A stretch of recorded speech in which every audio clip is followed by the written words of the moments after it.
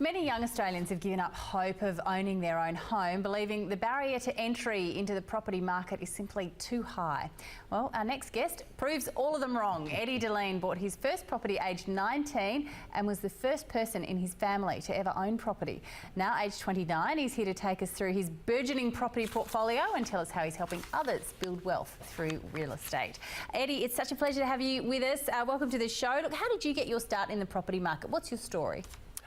Look, for me, basically, I started from a really young age. I started getting interested in property when I was a teenager, and I came from a pretty poor family, so money was always tight and no one owned a property at all. So for me, I really wanted to be the first one to buy a property, break that chain, and I started working at McDonald's from a really young age when I was at school.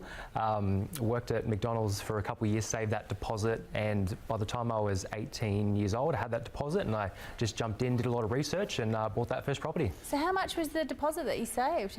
It was only about $20,000. So that's a lot of money. Yeah. That means you didn't spend a cent of what you earned at McDonald's, pretty much. Yeah, I saved it for a couple of years, so I was putting $200 a week away, and over a couple of years, it turned into enough to buy one. So you grew up in housing commission, so obviously that wasn't a home that was owned by your family.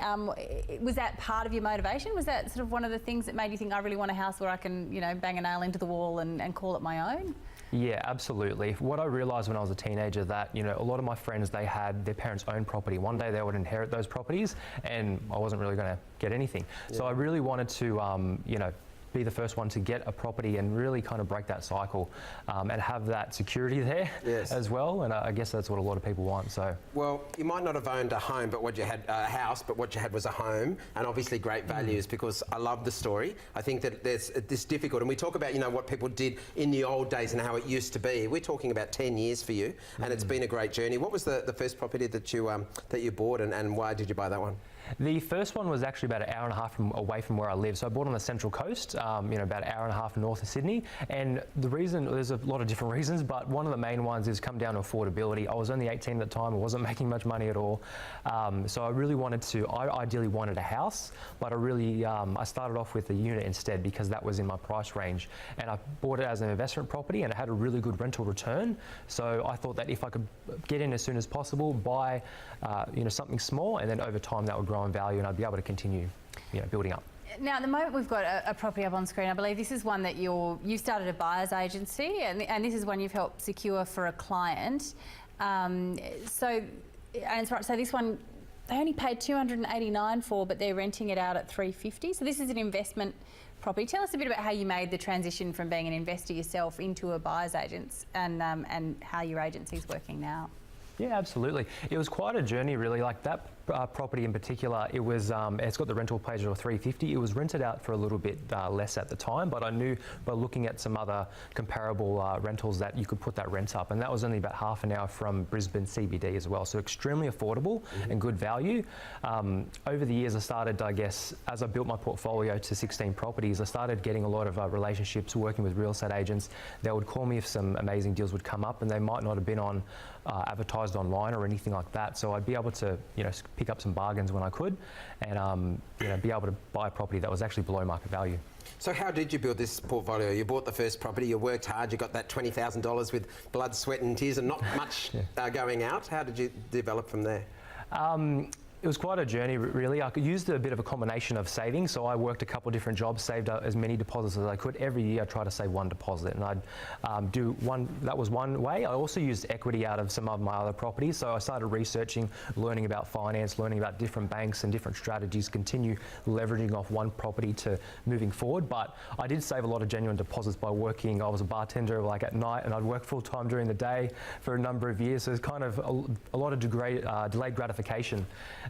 And so I did that a few years, but after a while I bought a few properties, I stopped and then took it easy for a while and then went from there. It's a great story. It is a really great story. All right, let's take a look at another case study that a property you secured for a client through your buyer's agency. Just $214,000 spent on this property. Where is it? 219, sorry. In the middle of Australia. Tell us a bit about whereabouts is that? That is only 30 minutes south of Brisbane. So that's a modern property. It was a 3-bedroom townhouse, had depreciation. The original owner of the property bought it off the plan, so they bought it off a developer and they basically paid too much. My strategy is buying existing properties that are not off the plan. I try to pick them up if they are urgent sales. Maybe the owner's selling because they need to buy another property, or there's thousands of different reasons why the owner would sell quickly and accept a lower price. We hear about the 3 Ds on here, this show all the time: debt, divorce, and what's the other one? Death. Death. That's it. That's why you don't remember it. It's the worst. Glad I brought that up. Okay. But yeah, there's actually some other good reasons as well. Like, it's not all like negative. Some people, a lot of the actual owners save money sometimes by selling a property quickly and selling it off market, because they don't actually often have to pay the advertising fees, the professional photos and all that kind of stuff as well. So sometimes it works out a win-win situation. Now, how are you kind of helping people make sure that their properties aren't vulnerable to this current market cycle, where we're seeing prices pull back pretty dramatically in Melbourne and Sydney? Obviously, if you've got 16 properties like you do, then you're very exposed when the market drops. How do you work against the market cycle?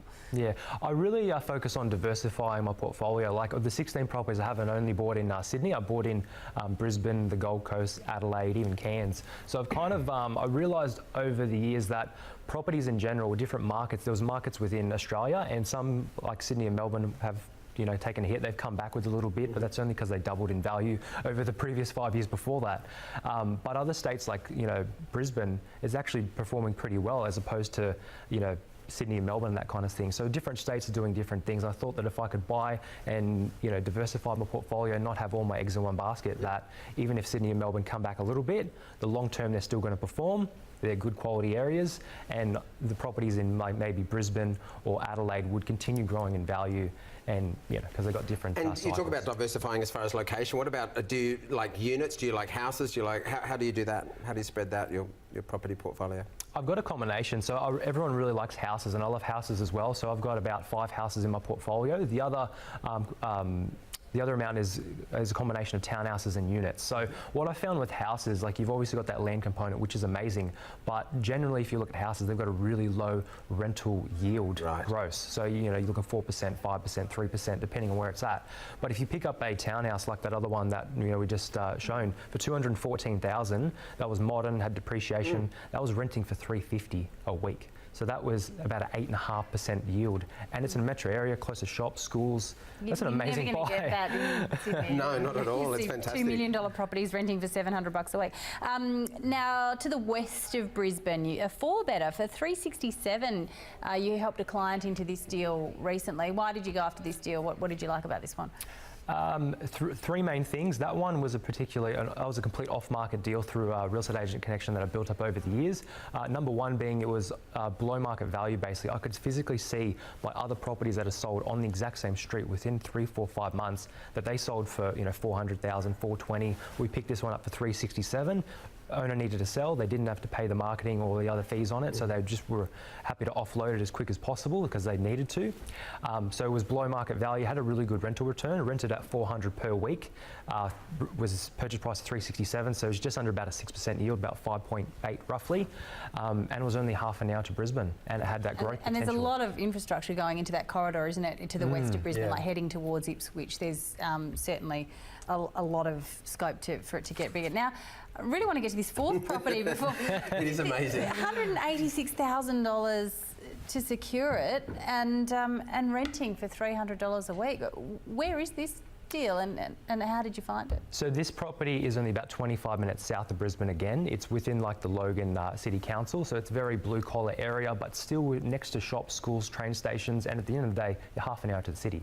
So it's an amazing buy. The owner, once again, they needed to sell this property pretty quickly. It's in a townhouse complex, so we were able to negotiate where other ones had sold for $30,000 to $40,000 higher, and the owner had a portfolio. They were just happy to offload it as quick as possible to get a sale and get their equity back, basically.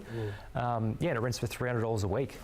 Even at $30,000 to $40,000 more, I mean, at 186, that would make it about 220 or something like that. At 300 return, that's still a fantastic figure. And these aren't like the old sloppy jalopy, the house that's falling down. That's the worst house in the best street. These are good-looking properties. Yeah, exactly. like, don't get me wrong, I bought some properties that are, 90s builds and all that kind of stuff, but these ones here, people bought them in different times in the market.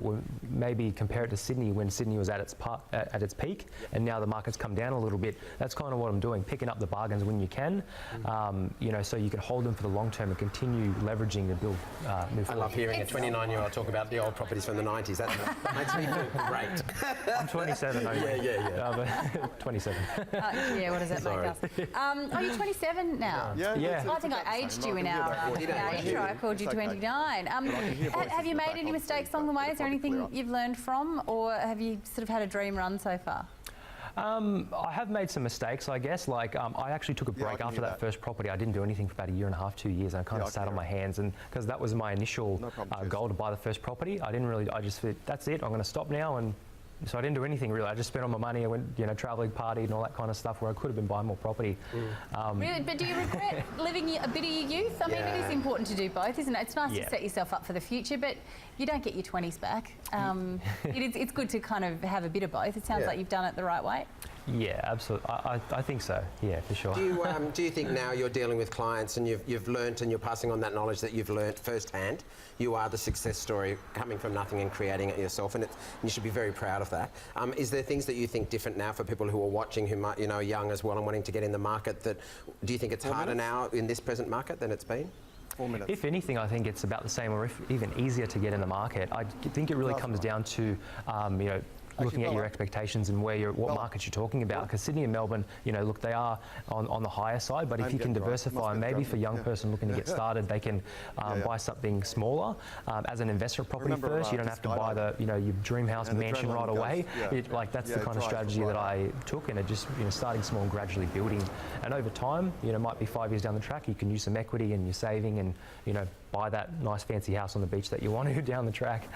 How far are you away from buying your nice fancy house on there? Is it a 5-year plan, 10-year? Like how long do you think you've got until you secure your dream house? Probably about 3 years away, three to 4 years roughly. Yeah. With me and my partner, we just bought a place to live in, so it's it's pretty. It was a nice house, and it was on a corner block, and also had development potential down the track if we do get the bigger house, but. I'm a firm believer of just being in there for the long term and delayed gratification and gradually building your portfolio and over time. Great. Well, look, it's a great success story. It's the Aussie dream, isn't it? From starting and building it all yourself and doing, living the dream and finding your own home. But you're now passing that knowledge and looking after people yourself, so people can check you out. And if you Google Eddie Dilleen, you'll find some details on you and be able to see if you can get into helping other people do the same story that you have lived yourself. Absolutely. Thanks so much for having me, guys. Pleasure. Thank you so much. Thank you, Eddie. We'll have to get you back when you've done some more deals. Yeah, we'll follow your journey.